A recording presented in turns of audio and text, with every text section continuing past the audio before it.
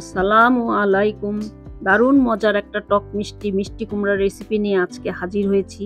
প্রিয় দর্শক, আশা করি আল্লাহর রহমতে সবাই ভালো আছেন। এখানে আমি হাফ কেজি মিষ্টি কুমড়া খোসা সহ এভাবে কেটে ধুয়ে নিয়েছি। রান্নায় চলে আসলাম। সরিষার তেল দিয়ে এটা রান্না করব। হাফ কাপের মতো সরিষার তেল দিলাম। কুমড়াটা আমি প্রথমে ভেজে নেব।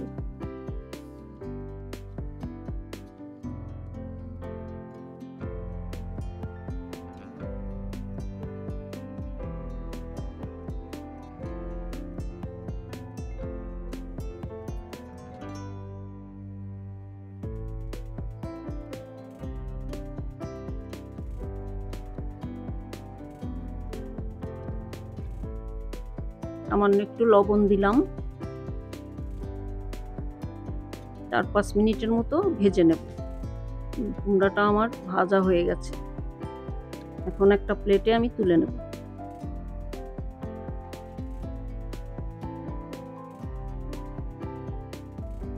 আরো একটু তেল দিয়ে দিলাম। 2টা শুকনো মরিচ দিলাম আস্ত। এখন এখানে কিছু মশলা নিয়ে নিয়েছি।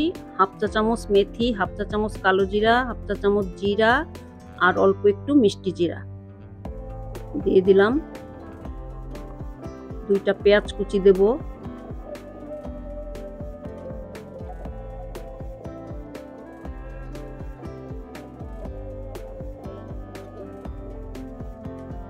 পেঁয়াজটা একটু ভেজে নেব। 1 চা চামচ আদা বাটা, 1 চা চামচ রসুন বাটা দিলাম। একটু কষিয়ে নেব।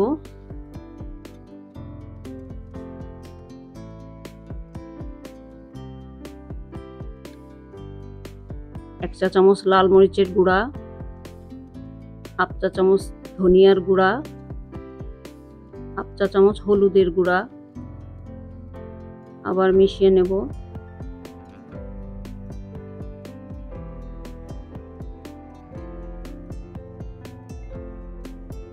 দুইটা টমেটো কেটে রেখেছিলাম, এটা দিয়ে দিলাম।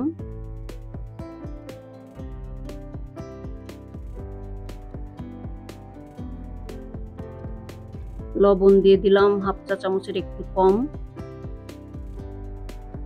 টমেটোটা যাতে সেদ্ধ হয় এই জন্য একটু ঢেকে দিলাম 1 মিনিটের জন্য। টমেটোটা মোটামুটি নরম হয়ে এসেছে। এখন কুমড়োগুলো দিয়ে দেব।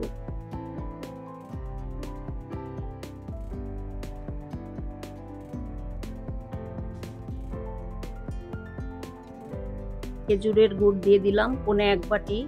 আপনি চাইলে চিনিও দিতে পারেন, যেহেতু এটা টক মিষ্টি হিসাবে রান্না করব।